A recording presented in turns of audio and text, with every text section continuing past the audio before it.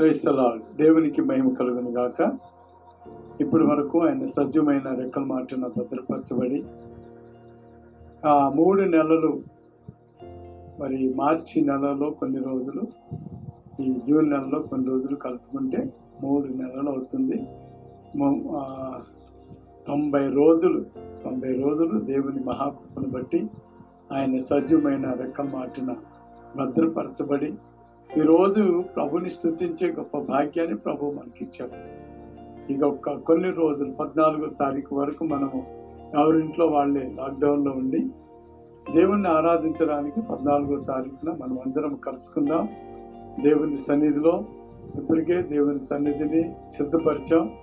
దేవుని రాకడ కొరకై ఇంతకంటే మరి ఎక్కువగా మనం సిద్ధపడాల్సిన వారు ఉంటున్నాం.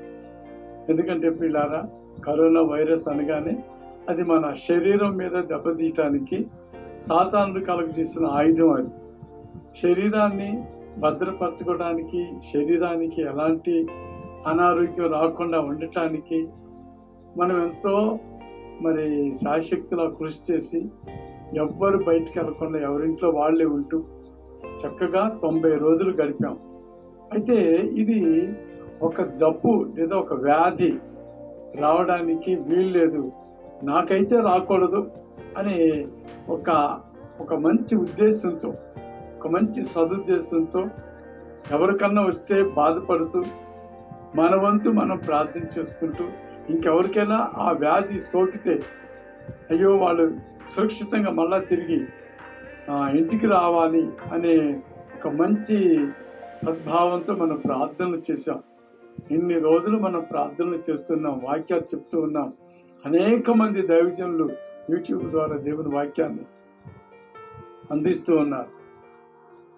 అలాగే మరి దేవుడు నాకు ఇచ్చిన కొద్ది అనుభవాన్ని కూడా మన దేవుని బిడ్డలందరికీ ఆ వాక్యాన్ని, దేవుని వాక్యాన్ని బోధించాలని ఒక దృఢ సంకల్పంతో నేను చేస్తున్న ఈ చిన్న ప్రయత్నం. అయితే ప్రియులారా, మరి దేవుని సన్నిధానంలో ఉంటున్న నీవు ఎంతమంది కొరకు ప్రార్థన చేశావు, ఎంతమందిని ప్రభు మాటలతో బలపరిచావు. నిజంగా వచ్చిరాని మాటలు మాట్లాడినప్పుడు కూడా అది దేవుడు దాన్ని స్థిరపరుస్తాడు. కనుక మన ఆత్మీయ జీవితంలో మనం ఎంతవరకు సిద్ధపాటు కలిగి ఉన్నాం. ఒక రోగానికి, ఒక వ్యాధికి, ఒక వైరస్కి మనం ఎంత సిద్ధపాటు కలిగి అమ్మయ్యా బతికి బట్టగట్టాంరా అని ఈ 14వ తారీఖు ఉత్సాహంగా, సంతోషంగా గబగబా అందరూ పరుగుల మీద మందిరానికి వచ్చేసి కనీసం డిస్టెన్స్ లేకుండా, ఎడమ లేకుండా, మాస్కులు లేకుండా, ఎవరి బాటిల్ వాళ్ళు తెచ్చుకోకుండా ఉంటే మళ్ళీ ఆ వైరస్ వ్యాప్తి చెందుతుంది. కనుక అలా కాకుండా మన మట్టుకు మనం సిద్ధపడుతూ దేవుణ్ణి ఆరాధించడానికి మరి 14వ తారీఖు ఆదివారం ఆరాధనకి రావాలని ప్రభు పేరట మనం చేస్తున్నాం. దేవునికి మహిమ కలుగును గాక. దేవుని వాక్య భాగంలోనికి వెళ్దాం. చిన్న ప్రార్థన చేసుకున్నాం. ప్రేమ నమ్మకమైన మా ప్రియ పరమ తండ్రి, అనేకమైన వందనాలు, స్తోత్రాలయ్యా, స్తోత్రాలు చెల్లిస్తున్నాం. ఈ మంచి మధ్యాహ్న సమయాన్ని, ఉదయాన్ని మాకు ఇచ్చినందుకై వేలాది స్తుతి స్తోత్రాలు నాయన. నీ వాక్యంలో నుండి మా అందరితో మీరుండి మాట్లాడి నడిపించి మమ్మల్ని హెచ్చరిక చేసి బలపరిచి మీరే మహిమ పొందండి. నీ దీన సేవకుడిగా నాతో కూడా మీరుండి మేము చేస్తున్న ఈ ప్రయత్నాలంతటిని ఆశీర్వదించి వర్ధల చేసి అయ్యా మహిమ పొందమని యేసయ్య నామంలో వేడుకొనుచు ఉన్నాను మా పరమ తండ్రి. ఆమేన్. దేవునికి మహిమ కలుగును గాక. మరి కొన్ని నిమిషాలు దేవుని వాక్య భాగంలోనికి వెళ్దాం. దేవునికి స్తోత్రం. నేను చెప్పాలనుకుంటున్న మాట ఏంటంటే, బుద్ధిమంతులు కూలుదురు. బుద్ధిమంతులు కూలుదురు. అమ్మో, బుద్ధిమంతులు కూలితే ఇక పాపులు ఎక్కడుంటారు? పరిపూర్ణమైన సిద్ధపాటు లేని వాళ్ళు ఏమైపోతారు? బుద్ధిమంతులే కూలితే ఏంటి పరిస్థితి? చూద్దాం. దేవుని వాక్య భాగంలో నుంచి దానియేలు గ్రంథం 11వ అధ్యాయము ఒక మాట చదువుదాం. 35వ వచనాన్ని నేను చదువుతాను. దయచేసి బైబిల్ గ్రంథాన్ని తీసి చూడండి. నిర్ణయ కాలం ఇంకా రాలేదు గనుక అంత్యకాలము వరకు జనులను పరిశీలించుటకును పవిత్రపరచుటకును బుద్ధిమంతులలో కొందరు కోలుదురు. ఎందుకు కోల్తారు? బుద్ధిమంతులు ఎందుకు కూలిపోతారు? నిజంగా పిల్లారా, ఏమండి, మంచి వాళ్ళు ఎక్కువ కాలం బతకరు అన్నట్టు కదా. అయితే పిల్లారా, నిజంగా దేవుని వాక్యం చెప్తున్నది ఒక సంబంధంగా సామెత ఏం చెప్తుందంటే, పాపికి చిరాయువు అని. నీతిమంతుడు మంచివాడు తక్కువ కాలం బతుకుతాడు రా. అయితే పిల్లారా, ఈ సామెత నేను ఎందుకు వేస్తున్నానంటే, నిజంగా పిల్లారా, బుద్ధిమంతులు కూలుదురు, నిర్ణయ కాలం ఇంకా రాలేదు, జనులను పరిశీలించుటకును పవిత్రపరచుటకును బుద్ధిమంతులలో కొందరు కూలుదురు. చూడండి, ఈ సందర్భంగా నేను ఇంకొక మాట కూడా మరి నేను గుర్తు చేయాలనుకుంటున్నాను. సామెతల గ్రంథంలో మరి ఒక మాట ఉంటుంది, అది మనందరికీ బాగా సుపరిచితమైన మాట. అది ఆ మాటను మీ ఎదుట ఉంచాలని అనుకుంటున్నాను. దయచేసి ఒక మాట చూద్దాం. సామెతల గ్రంథం 5వ అధ్యాయంలో ఒక మాట 12వ వచనం నుంచి, అయ్యో ఉపదేశము నేను ఎట్లు త్రోసివేసి తిని, నా హృదయము గద్దింపు నేను ఎట్లు తృణీకరించదను. నా బోధకుల మాట నేను వినకపోతిని, నా ఉపదేశకులకు నేను చెవియొగ్గలేదు. నేను సమాజ సంఘముల మధ్య నుండినాను, ప్రతి విధమైన దౌష్ట్యమునకు లోబడుటకు కొంచెమే ఎడమాయం అని నీవు చెప్పుకొనుచు మూలుగుచు నుందువు.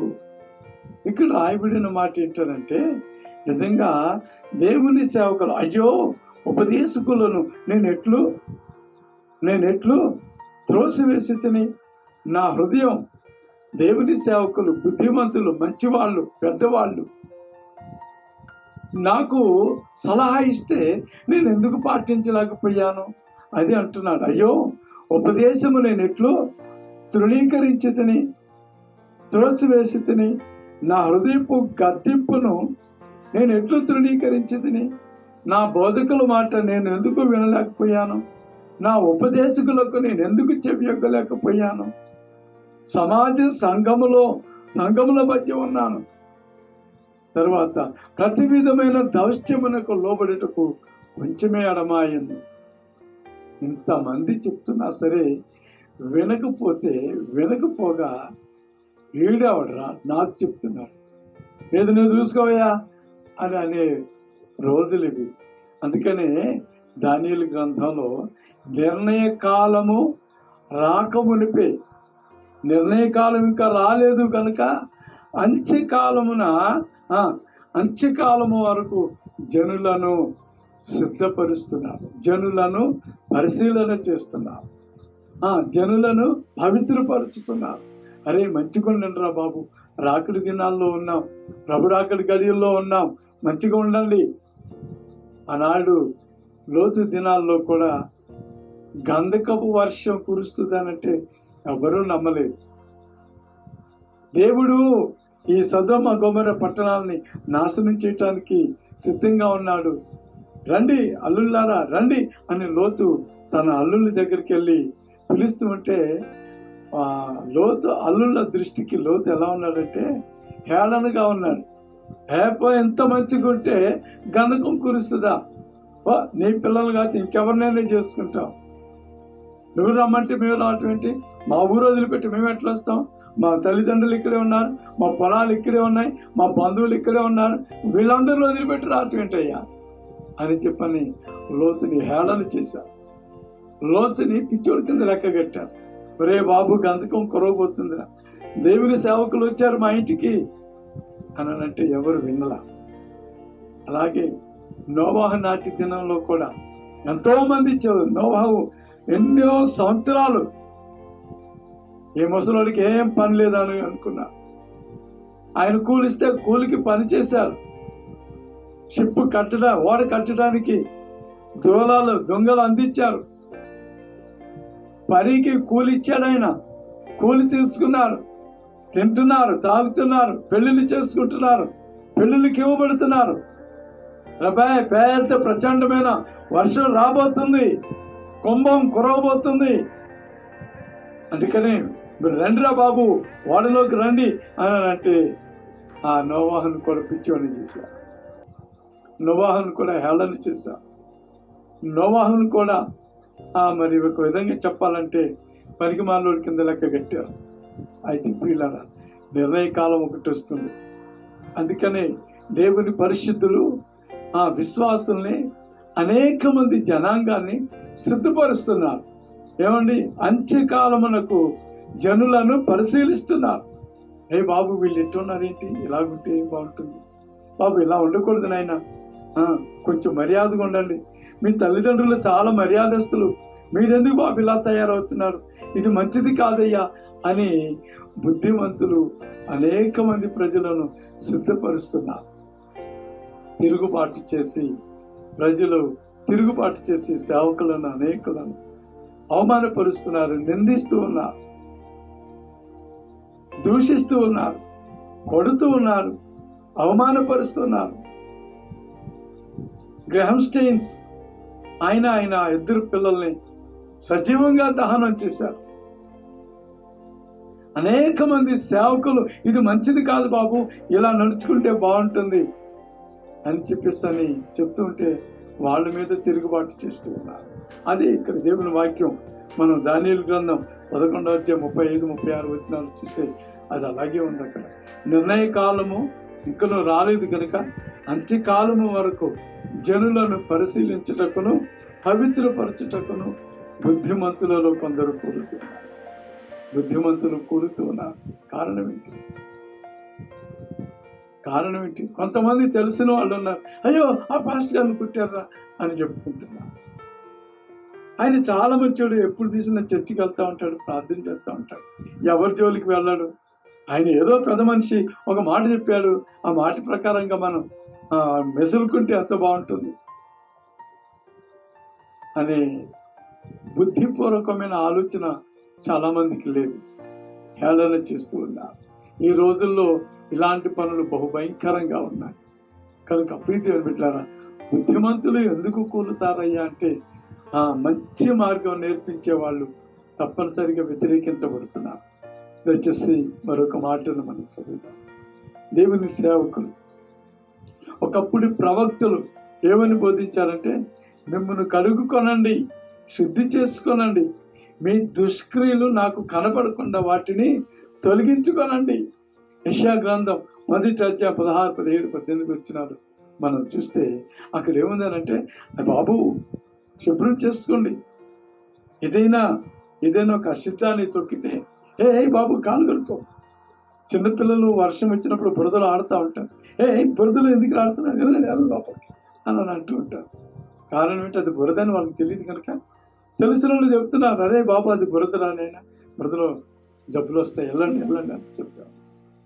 అలాగే ప్రవక్త చెప్తున్నాడు ఇక్కడ, మిమ్మల్ని కడుగుకొనండి, శుద్ధి చేసుకోనండి, మీ దుష్క్రియలు నాకు కనబడకుండా వాటిని తొలగించుకోనండి. వాటిని తొలగించుకోవాల్సిన బాధ్యత మనకున్నది. నేను నా ఇష్టం, నేను బురదలో కాదురా బాబు, పేంట దెబ్బలో కూడా తిరుగుతానంటే తిరుగు, చేసేదేముంది? పెంట దెబ్బలో తిరిగితే పెంట అంటుతుందని, బురదలో తిరిగితే బురద అంటుతుందని ఇంగిత జ్ఞానం ఉంటే మనం ఏం చేస్తామంటే దాన్ని దాటి వెళ్తాం.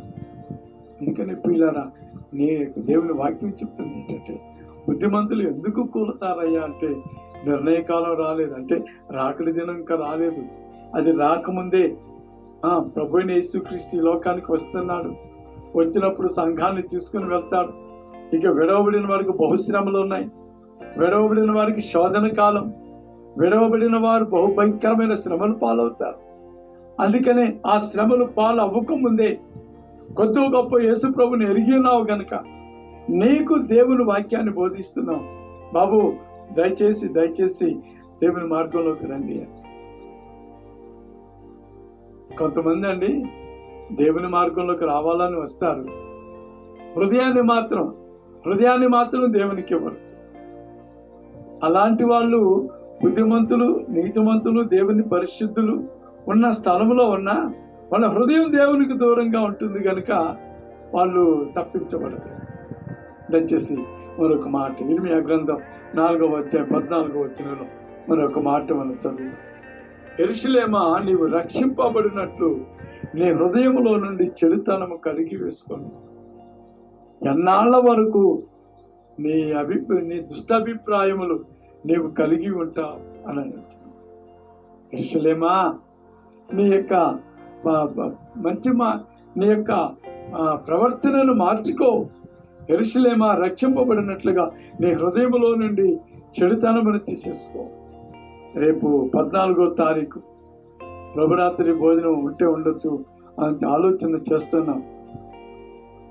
ఒకవేళ ప్రభురాత్రి భోజనం ఉంటే ఆ రోజు ఉదయం కాలంలో బాప్తిస్తానికి ఇవ్వడానికి కూడా సిద్ధపడుతున్నాం. ఎవరైనా సరే ప్రభు పేరట మనం చేస్తున్నాను, ఎవరైనా సరే రక్షణ పొందాలి. ఈ అంచె దినముల్లో అపాయకరమైన దినాలు వస్తున్నాయి. ఎప్పుడు యేసు క్రీస్తు లోకానికి వస్తాడో తెలియదు. అందుకని నేను ఇప్పుడే సిద్ధపడాలి అనే ఒక ఆలోచన మీలో ఎవరికైనా ఉన్నట్లయితే దయచేసి మీ పిల్లల్ని మీ పిల్లల్ని మీరు సిద్ధపరచాలని ప్రభు పేరట మనం చేస్తున్నాం. ఇక్కడ అంటున్నాడు, యెరూషలేమా, నీవు రక్షింపబడినట్లు నీ హృదయంలో నుండి చెడుతనమును కడిగి వేసుకొనుము. ఎన్నాళ్ళ వరకు నీ దుష్టాభిప్రాయములతో నువ్వు ఉంటావు. దుష్టాభిప్రాయాలు చెప్పొచ్చాలే, ఏనే పవిత్రుడా, ఏనే పరిశుద్ధుడా అని అనుకుంటారు చాలా మంది. నీ దుష్టాభిప్రాయం అది. నేను చెప్తున్నాను, ప్రభువైన యేసు క్రీస్తు 1984లో నా పాపం నుండి నన్ను విడిపించా, నన్ను పరిశుద్ధినిగా చేశా. అలాగే నిన్ను కూడా చేస్తాడు పరిశుద్ధిని. కనుక నీ దుష్టాభిప్రాయాన్ని తీసేసుకో. యెరూషలేమా, నీవు రక్షింపబడినట్లుగా నీ హృదయాన్ని పరిశుద్ధపరచుకో. నీ దుష్టాభిప్రాయాన్ని తొలగించుకో. నువ్వు ఎప్పుడు చూసినా నెగిటివ్గా ఆలోచిస్తే కుదరదు, పాజిటివ్గా కూడా ఆలోచించు. ఎందుకైనా మంచిది. దైవికమైన జీవితం ఇహలోకంలోను పరలోకంలో కూడా ఆశీర్వాదకరంగా ఉంటుంది. చూడండి, మత్తయి శుభవార్త 28వ అధ్యాయంలో చివరి మాటల్లో చూస్తే నేను ఈ లోకాన్ని జయించాను కనుక మీరు కూడా ఈ లోకాన్ని జయిస్తారు. సదాకాలము నేను మీతో కూడా ఉంటాను.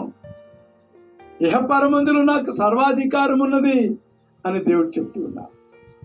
ఈ లోకంలో పరలోకంలో కూడా యేసయ్యకి సర్వాధికారం ఉన్నది.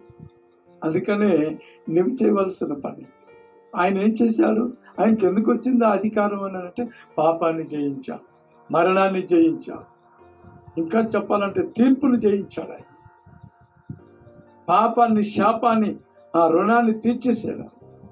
మరణాన్ని, ప్రాముఖ్యంగా మరణాన్ని జయించాడు.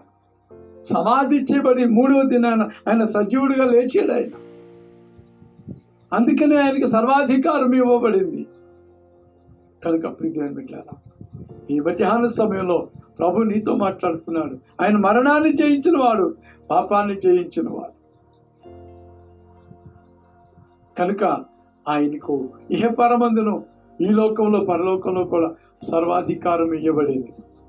అందువలననే యెరూషలేముతో చెప్తున్నాడు, నువ్వు రక్షింపబడినట్లుగా నీ హృదయంలో నుండి ఏం తీసేసుకోవాలి? చెడుతనాన్ని తీసేసుకోవాలి. నీ దుష్టాభిప్రాయాన్ని నీ హృదయంలో నుంచి తీసేసుకోవాలి. నిజంగా కొంతమంది అభిప్రాయాలు చాలా విడ్డూరంగా ఉంటాయి. కనుక ప్రియదేవుడు, దయచేసి దైవికంగా ఉండమని ప్రభు పేరట నేను వాళ్ళకి చూస్తున్నాను. బుద్ధిమంతులు ఎందుకు కూలుతారయ్యా? ఎందుకు కూలుతారు? వాళ్ళకి ఏం పని లేదా? వాళ్ళకి ఉన్నది ఆ పని ఏంటంటే నీవు నశించిపోవటం ఎవరికి ఇష్టం లేదు. మంచివాడు ఏదైనా అన్యాయం, వేరొక సోదరుడు, వేరొక వ్యక్తి అన్యాయం పొందుతున్నాడంటే, అన్యాయంగా కొట్టబడుతున్నాడంటే మంచి వ్యక్తి విడిపించడానికి వస్తాడు. చెడ్డవాడి కొరకు ఎవరు ప్రాణం పెట్టరు, ఎవరు దెబ్బలు కొట్టబడరు. ఒక మంచివాని కొరకు, ఒక నీతిమంతుని కొరకు ఎవరైనా ఒకవేళ కొట్టబడవచ్చు. అయితే ప్రియులారా, మనం నీతిమంతులం కాదు. నీతిమంతుడు ఒకడును లేడు, ఒకడును లేడు, అందరూ పాపం చేసి ఏకంగా పనికిమాలిన వారయ్యారు. అందువలననే దేవుని వాక్యం చెప్తుందంటే బుద్ధిమంతులు, మంచి వాళ్ళు, దేవుని ప్రజలు, దేవుని బిడ్డలు, సేవకులు, దైవజనులు ఎన్నో రకాలుగా బోధిస్తూ ఉన్నారు. కనుక ప్రియులారా, ఇప్పటికైనా యేసుక్రీస్తు మాటలు వినండి. ఇప్పటికైనా యేసునందు విశ్వాసం ఉంచండి. ఇప్పటికైనా దేవుని ప్రేమను అర్థం చేసుకోండి. క్రైస్తవ మతం కాదు, క్రైస్తవులు ఎప్పుడు మతాల గురించి బోధించరు.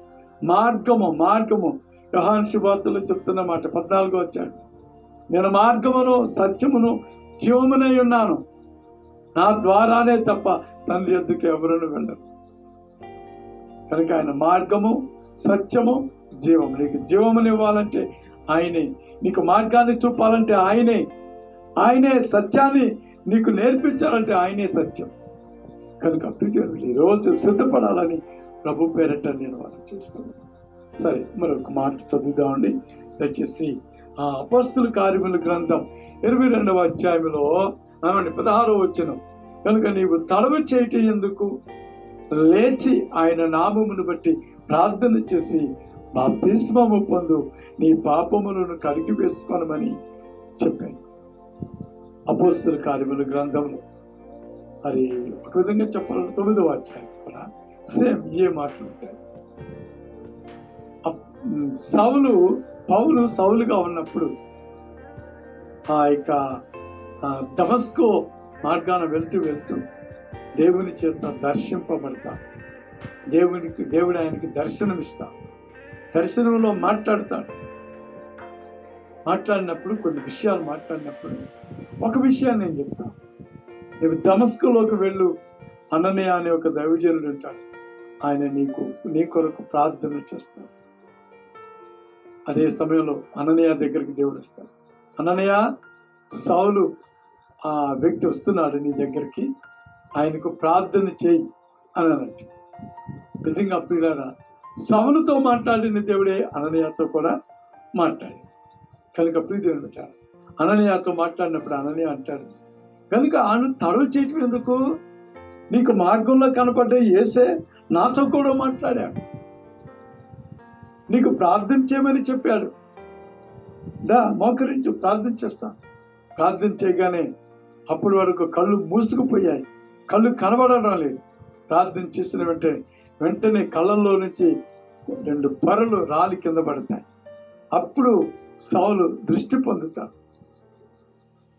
మీకు అర్థమైంది కదా, దృష్టి పొందుతాడు, భోజనం చేస్తాడు, బలము పొందుకుంటాడు. ఇక తడవ చేయటం ఎందుకు బాబు, నువ్వు లేచి బాప్తిసం తీసుకో. వెంటనే బాప్తిసం తీసుకున్నావు. అప్పటి వరకు సౌలు ఎవరో తెలుసా, మతనాయకుడు, ధర్మశాస్త్ర పండితుడు, దైవజనుడైన గమలీయేలు దగ్గర ధర్మశాస్త్ర సంబంధమైన శిక్షణ పొందినవాడు. ఆయన రోమీయుడు, పరిసయుడు, ఇన్ని హోదాలుండి మతాన్ని ప్రకటిస్తూ ఉన్నా.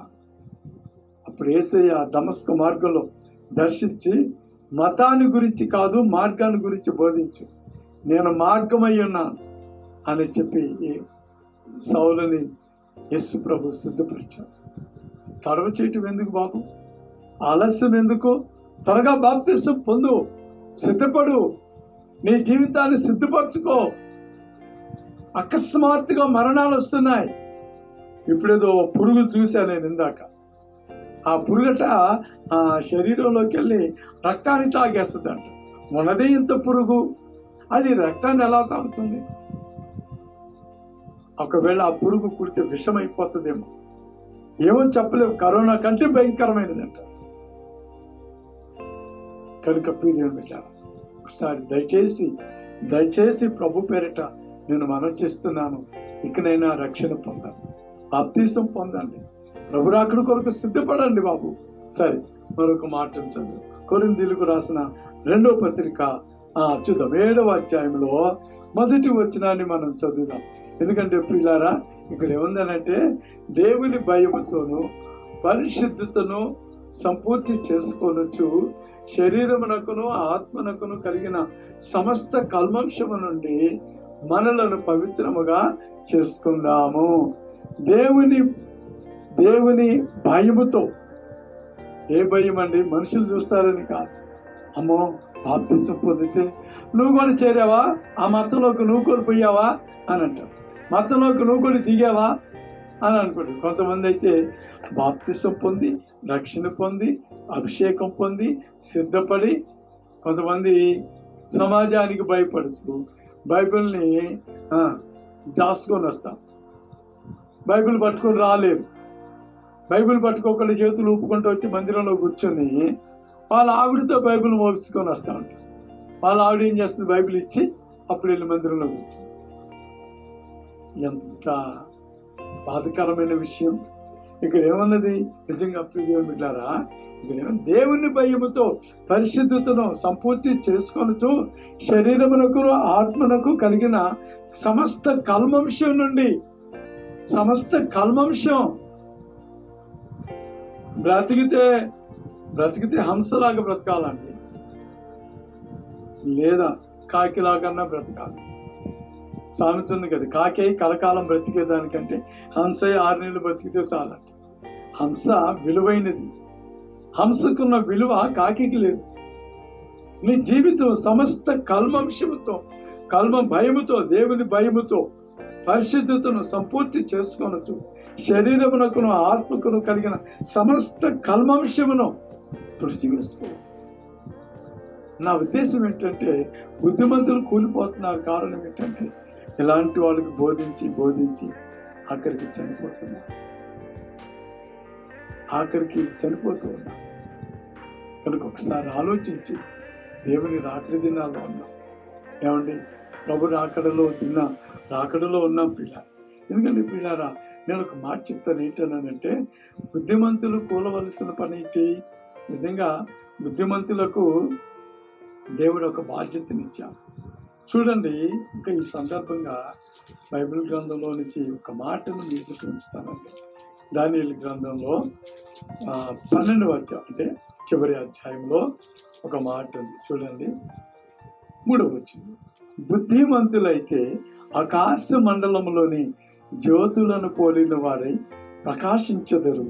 నీతి మార్గమును అనుసరించి నడుచుకున్నట్లు ఎవరు అనేకులను త్రిపుదురో వారు నక్షత్రముల వలె నిరంతరము ప్రకాశించెదరు.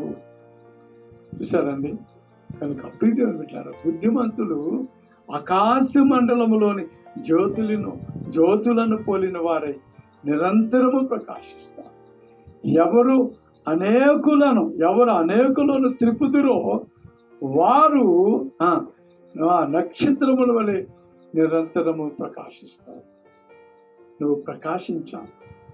బుద్ధిమంతులు ఏం చేస్తారంటే, ఆకాశ మండలములోని జ్యోతుల వలె, అంటే నక్షత్రాల వలె ప్రకాశిస్తారు. బుద్ధిమంతులకు ఈ లోక సంబంధమైన ప్రాణము, ఈ లోక సంబంధమైన జీవన విధానం అంత ప్రాముఖ్యం కాదు. అందుకనే ఈ ప్రాణం ఉంటే ఎంత, పోతే ఎంత. అందుకని పౌలు అంటాడు, నేను క్రీస్తు నిమిత్తమై చనిపోటుకు కూడా నేను సిద్ధం. ఏమని అంటాడంటే, బ్రతుకుట క్రీస్తే, చావైతే నాకు లాభం. బ్రతికితేనేమో క్రీస్తు కొరకు బ్రతుకుతాడంటాడు, చనిపోతే క్రీస్తు దగ్గరికి వెళ్తాడు. మన ఆత్మీయ జీవితంలో బుద్ధిమంతులారా, దేవుని ప్రియులారా, పరిశుద్ధులారా, నేను ఒక మాట చెప్తున్నా. దయచేసి మీ కుటుంబాల్లో ఉంటున్న వాళ్ళు ఇంకెవరైనా రక్షణ పొందండి. మీకు బంధువులైన వారు ఇంకెవరైనా రక్షణ పొందకపోతే వారి జీవితాలు నాశనం అవటం మనకి ఇష్టం లేదు. అనేకులను నువ్వు త్రింపాలి, అనేకులను పరిశుద్ధులనుగా చేయాలి, అనేకులను నీతిమంతులనుగా చేయాలి. మనకు మనమే పరిశీలన చేసుకోవాలి. 139వ కీర్తన, దావీదు కీర్తన మొదటి వచనాలు అవే. నాకు నేను పరిశీలన చేస్తాను. మాకు చెప్తున్నామా నీ సంగతి ఏంటంటే, అందుకనే నేను కూడా చెప్తున్నా, యెహోవా నన్ను పరిశీలించి నన్ను పరిశోధించి తెలుసుకోవాలి మనకు మనం. అదే పౌలు కూడా అదే మాట అంటున్నాడు, నేను అనేకులకు బోధించి నేను భ్రష్టుడనైతే, అందుకని నా శరీరమును స్వాధీనం చేసుకొని దానిని నలగొట్టుకొని స్వాధీనం చేసుకుంటాను. నాకు నేనుగా స్వాధీనం చేసుకోవాలి. నీకు నువ్వుగా స్వాధీనం చేసుకోవాలి. నేను అనేకులకు బోధించాలి, అనేకులను పరిశుద్ధులనుగా చేయాలి, నీ వంతు నువ్వు కూడా పరిశుద్ధులనుగా చేసుకోవాలి. ఇది సంగతి. అందుకని దేవుని పరిశుద్ధులు దైవికంగా కొనుక్కోబడతారు, దైవికంగా కొనుక్కోబడతారు. ఇది అర్థమవుతుంది కదా. దయచేసి మరొక మాట, తిమోతికి రాసిన 2వ పత్రిక 2వ అధ్యాయం 21వ వచనాన్ని మనం చదువు. ఎవడైనా వీటిలో చేరక తను తాను పవిత్రపరచుకొనుటకు అర్హమైన ప్రతి సత్కార్యమునకు సిద్ధపరచబడి ఘనత నిమిత్తమైన పాత్ర అయి అన్నారు. పాత్ర. మనం ఊరిలో అయితే పంతకొండ తెలుసా మీకు? పంతకొండ ఊరిలో ఏం చేస్తారంటే నీళ్లు కాసుకోవడానికి కుండలో, మట్టి కుండలో నీళ్లు పోసి ఒకవైపు పొయ్యి రాళ్ళు పెట్టి అన్నం కూర వండుకుంటారు, ఇంకేదైనా పాలు కాసుకుంటారు. పాలు కాసినప్పుడల్లా కింద మంట పెట్టాలి కదా, అన్నం వండుకున్నప్పుడల్లా కింద మంట పెట్టాలి కదా, కూర వండినప్పుడల్లా మంట పెట్టాలి కదా.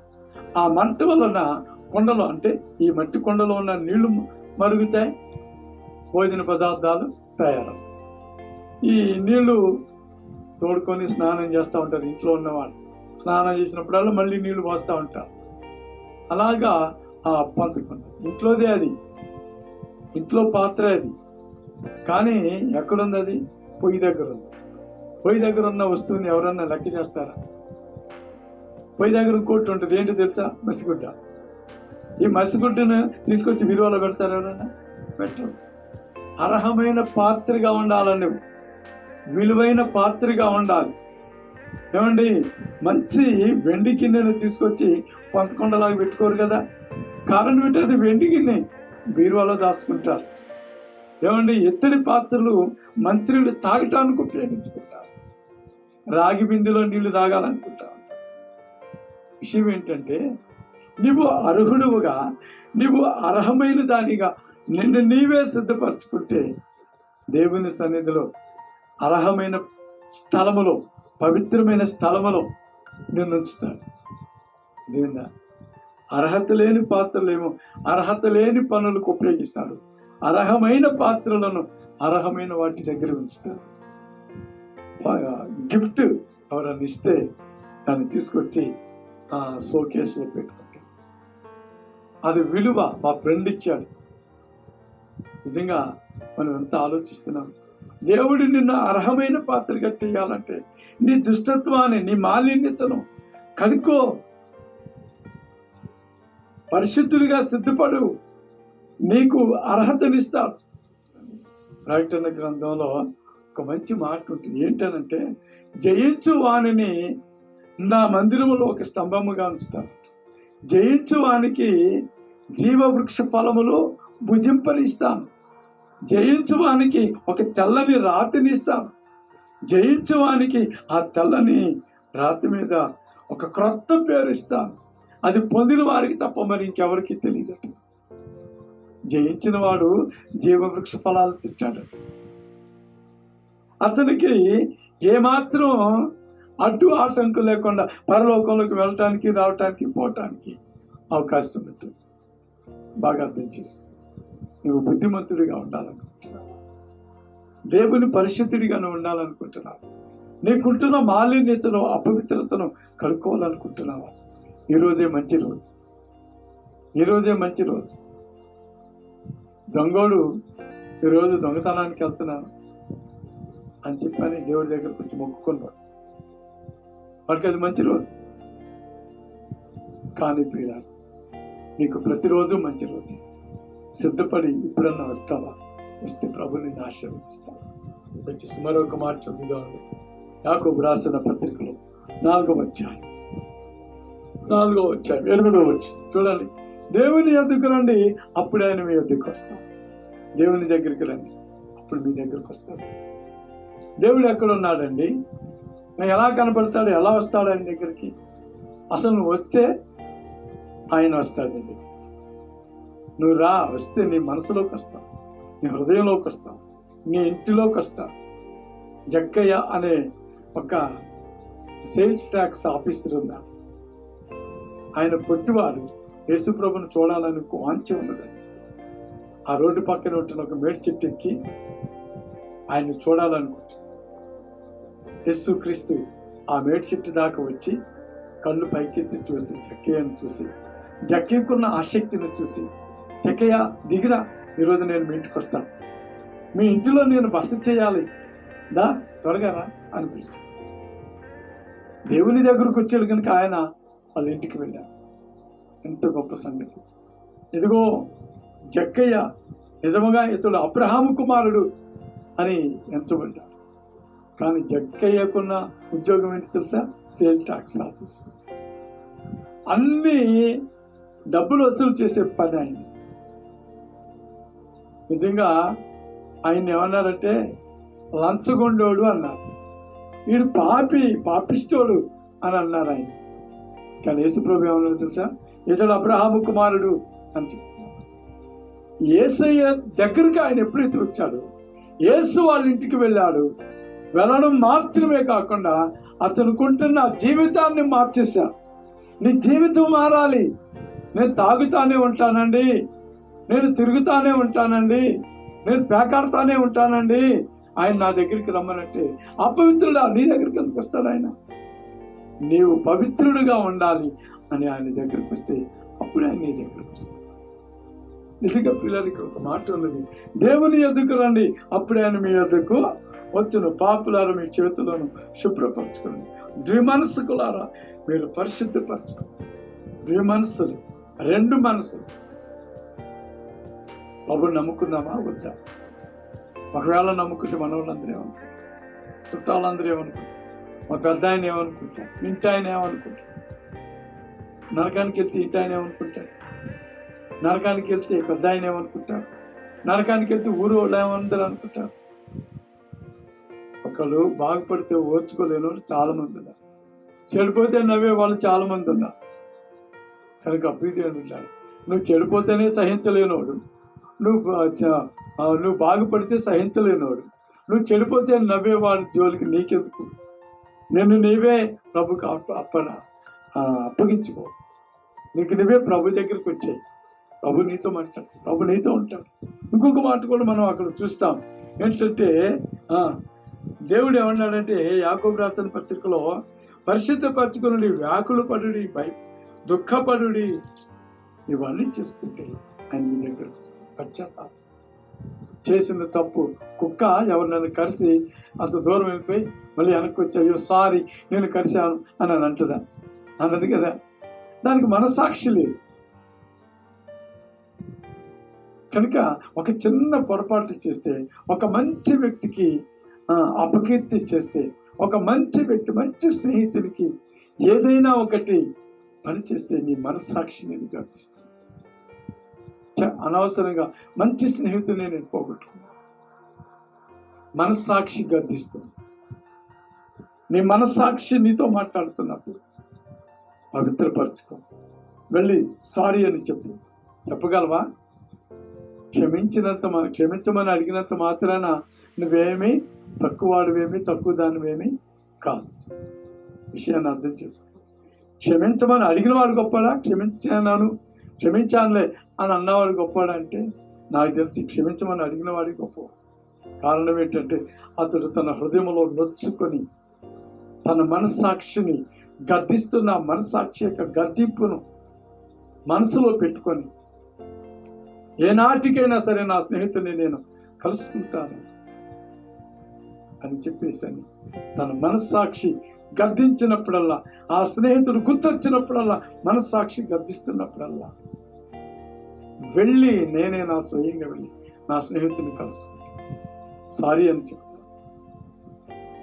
ఒక ఆఫ్రికన్ మొన్న మధ్య నేను యూట్యూబ్లో న్యూస్లో చూశాను. ఏంటంటే ఒక ఆఫ్రికన్ మన హైదరాబాద్లోనే తాను చదువుకుంటున్నప్పుడు ఒక షాప్లో 200 రూపాయలు అప్పు చేసాడు. అప్పు చేశాడు, తీర్చలేకపోయాడు, తన చదువు అయిపోయింది, వెళ్ళిపోయాడు. కానీ 20 సంవత్సరాల తర్వాత తిరిగి వచ్చాడు. బాగా ఆలోచించి 20 సంవత్సరాల తర్వాత తిరిగి వచ్చి ఆ షాప్ అతన్ని కలుసుకున్నాడు. ఏమన్నాడు తెలుసా? 20 సంవత్సరాల క్రితం నేను ఇదే కాలేజీలో చదువుకున్నా. స్టూడెంట్గా ఉన్నప్పుడు నాకు సరుకుల కొరకు 200 రూపాయలు నాకు అప్పు పెట్టాను. ఆ 200 రూపాయలు నేను నీకు ఇవ్వకుండానే వెళ్ళిపోయాను నా దేశాన్ని. ఈరోజు నేను ఒక మంచి స్థితిలో ఉన్నాను. ఇండియా వెళ్ళడానికి నాకు అవకాశం దొరికితే ఖచ్చితంగా నేను ఆ షాప్ ఓనర్ దగ్గరికి వెళ్తాను. అక్కడికి వెళ్ళాడు, వచ్చాడు 200 రూపాయలకి 20 సంవత్సరాలకి వడ్డీ వేసి 200 రూపాయలే కాదు, దానికి వడ్డీ ఎంత వస్తుందో అంత ఎక్కువ ధనం ఆ షాప్ ఓనర్కి ఇచ్చి వెళ్ళిపోయాడు. ఆయన భార్య ఇద్దరు కలిసి వచ్చారు. నీకు అర్థమైందా? మనస్సాక్షి అంటే అది.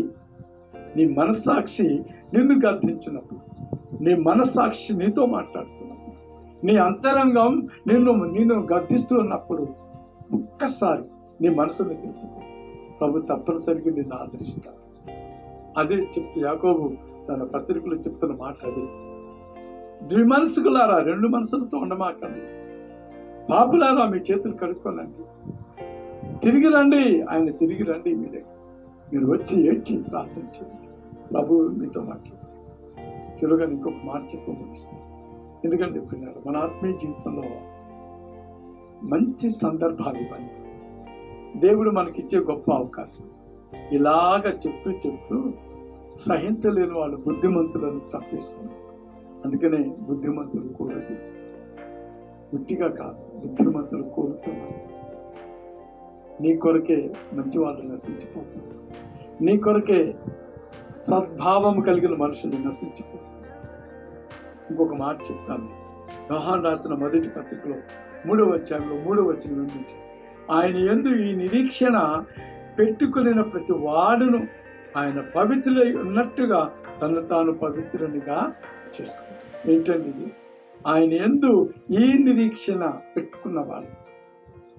యేసుప్రభా, నా పాపాన్ని క్షమించయ్యా, నా పాపాన్ని తీసివేసి నేను నిష్కల్మషంగా ఉండాలయ్యా, నేను కల్మషంతో ఉండకూడదు ప్రభా, నేను పాపం చేశానయ్యా, ఇప్పటి వరకు నా పాపాన్ని శుద్ధీకరించయ్యా అని అడిగి ఒక నిరీక్షణతో నువ్వు ఉండగలిగితే, ఆ నిరీక్షణతో ఉంటున్న వారి గురించి యోహాను రాస్తున్న మాట.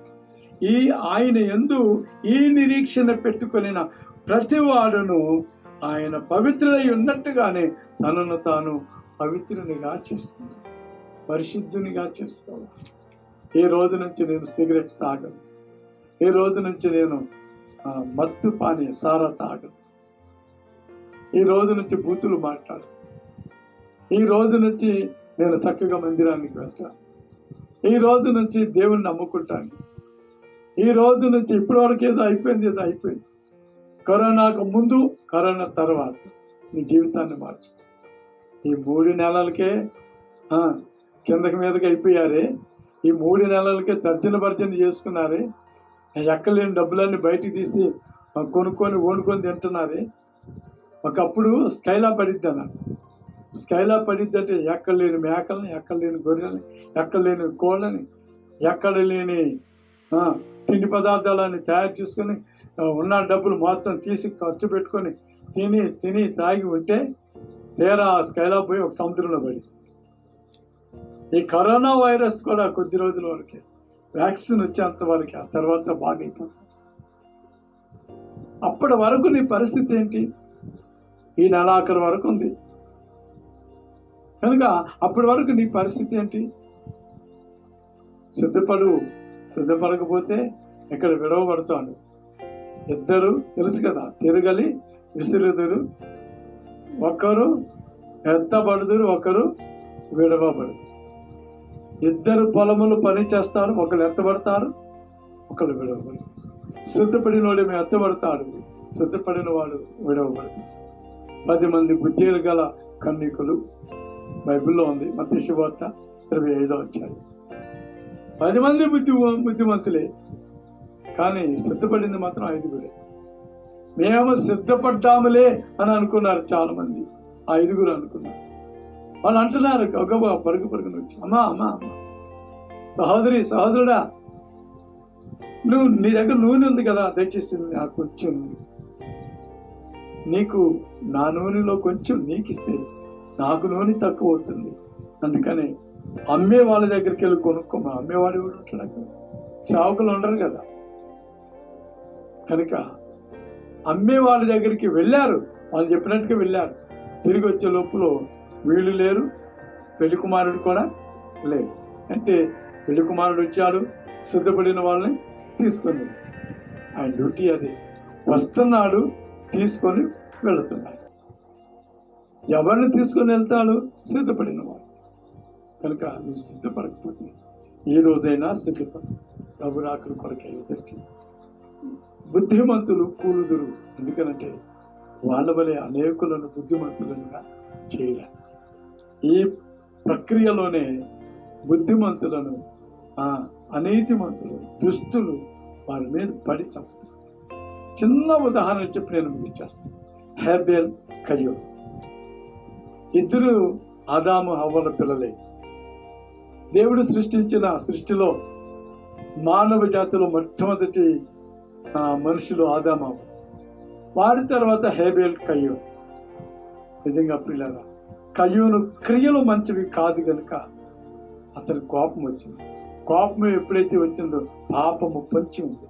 పాపం ఎప్పుడైతే పొంచి ఉందో నరహత్య చేసింది. హేబెలు నీతిమంతుడు కనుక తన మందలోని బలమైన వాటిని, శ్రేష్టమైన వాటిని తీసుకొని బలి అర్పణ చేసి, హేబెలు అర్పణను ఆయన అంగీకరించాడు, కయ్యోను అర్పణను ఆయన అంగీకరించలేదు. దుష్టుడు దేవుని క్రియలను గుర్తించలేదు. దేవుని క్రియలను గుర్తించాల్సి ఉన్నది. నేను మంచివాడిని అని అనటానికి నా చేష్టలు. వాడు దుర్మార్గుడు అంటే వాడు దుర్మార్గపు క్రియలను బట్టి వాడు దుర్మార్గుడు అని చెప్పేస్తాడు. ఎంత తెలివి ఉంది కదా మనకి. మంచోడు మంచోడు అని చెప్తాం, దుష్టుడు దుష్టుడు అని చెప్తాం కదా. అలాగే నీ జీవితం అపవిత్రమా పవిత్రమా అని అంచనా వేస్తుంది. తప్పనిసరిగా నేను చేసే పని మంచిది కాదు అని అనిపిస్తుంది. కనుక ఇప్పటికైనా నువ్వు సిద్ధపడతావా? బుద్ధిమంతుడు అవుతావు. బుద్ధిమంతులైతే ఆకాశ మండలంలోని జ్యోతులను పోలిన వారు. బుద్ధిమంతులు తన వలె అనేకులు బుద్ధిమంతులుగా ఉండాలని అనుకుంటారు కనుక అనేకులను సిద్ధపరుస్తారు. సిద్ధపరచటం వల్ల మీరు ఇంకా తేజరిల్లుతారు, ప్రకాశిస్తారు, వర్ధిల్లుతారు. ఇహపరమందున అధికారం ఉన్నది యేసయ్యకి. అందుకని ఈ లోకంలో పరలోకంలో కూడా నువ్వు వర్ధిల్లుతావు. శ్రేష్టమైన స్థలము, అర్హమైన స్థలములో ఉంటాడు, అర్హమైన పాత్రగా ఉంటాడు. ఒకసారి ఆలోచించి దైవికంగా నడుచుకో. దైవికంగా నడుచుకుంటేనే, దైవికంగా ఉంటేనే నువ్వు ప్రకాశిస్తావు. మిమ్మల్ని దేవుని పెట్టాలి. జయించు వాళ్ళని ఆయన మందిరములో నిలబడతాడు. జయించే వాళ్ళు జీవవృక్ష ఫలములు భుజిస్తారు. జయించే వారికి క్రొత్త పేరు ఇవ్వబడుతుంది. జయించే వారికి తెల్లని రాతిని ఇవ్వబడుతుంది. జయించే వాళ్ళు ఏ మాత్రం బెదురు భయము పెంక లేకుండా పరలోకానికి వెళ్తూ వస్తూ ఉంటారు. ఎంత గొప్ప భాగ్యం.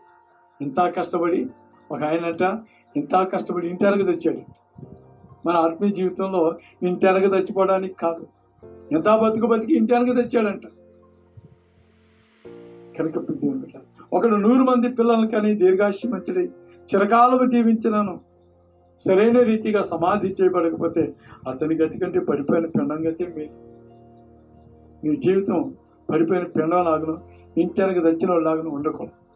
నువ్వు పరిశుద్ధుడిగా, బుద్ధిమంతుడిగా, కొంతమందినైనా ప్రభు సన్నిధికి నడిపించిన అర్హమైన పాత్రగా దేవుడు నిన్ను వాడుకోవాలని. బుద్ధిమంతులు ఉట్టిగా కూలిపోరు. వాళ్ళకి ఏం పనండి, కానీ వాళ్ళ కుట్టిన మంచితనాన్ని ఇంకొకరికి పంచాలని. సిద్ధపడతావా? దైవికమైన ఆశీర్వాదం. సిద్ధపడలేకపోతే నేను కాదు, నువ్వు కాదు, ఎవరేం చేయి. కనుక సిద్ధపడి ప్రభు రాకడ కొరకు ఎదురు చూడాలని ప్రభు పేరట మనం చేస్తున్నాం. దేవుడి కొద్ది మాటలు దీవించిన ఆమె ప్రార్థన చేస్తుంది. ప్రేమ ప్రియుడైన మా తండ్రి, నీకు స్తోత్రం నాయన. ఈ సమయంలో కూడి వచ్చిన బిడ్డలందరినీ దీవించి ప్రభా, మా ఆత్మీయ జీవితంలో బుద్ధిమంతులుగా తీర్చబడి అనేకులను బుద్ధిమంతులుగా చేయాలని ఒక మంచి అభిప్రాయంతో అయ్యా ఈ యొక్క వాక్యోపదేశం చేసి ఈ దేవుని మాటలు మేము చెప్పగలిగాం తండ్రి. దేవుని మాటలు చెప్పగలిగాం. నీ కృపతో నింపండి అయ్యా. ఆదరించండి. బుద్ధిమంతులు కూలుదురు అంటే ఎందుకు కూలుతారయ్యా అంటే అనేకులను బాగు చేయడానికి, అనేకులను పరిశుద్ధులనుగా చేయడానికి, అనేకులను నీతిమంతులనుగా చేయడానికి, అనేకులను అర్హులనుగా చేయాలి. ప్రభువా, మా ప్రయత్నాన్ని మీరు దీవించండి. అనేకులు ఈ మాటలు విని రక్షణ పొందుటకు సిద్ధపడుటకు సహాయం చేసి మీరే మహిమ పొందండి. ఆత్మీయంగా ఆలోచించి, మంచిగా ఆలోచించి మంచితనాన్ని పొందుకోవటానికి సహాయం చేయమని యేసయ్య నామంలో వేడుకొనుచు ఉన్నాను మా పరమ తండ్రి. ఆమేన్. మన తండ్రి అయిన దేవుని ప్రేమ, కుమారుడైన యేసు క్రీస్తు కృప, పరిశుద్ధాత్మ దేవుని దివ్య సన్నిధి ఈ మాటలు విన్న ప్రతి ఒక్కరిని, ప్రతి కుటుంబాన్ని, ప్రతి వ్యక్తిని, అనగా ఈ యూట్యూబ్ ద్వారా ఎవరైతే ఈ మాటలు విన్నారో వారందరి కుటుంబాలన్నిటినీ ప్రభువా, యావత్తు లోకములో అనేకులు నశించిపోతున్నారు, ఆ కుటుంబాలకి సదా కృప తోడయుండి నడిపించునుగాక. ఆమేన్. ఆమేన్.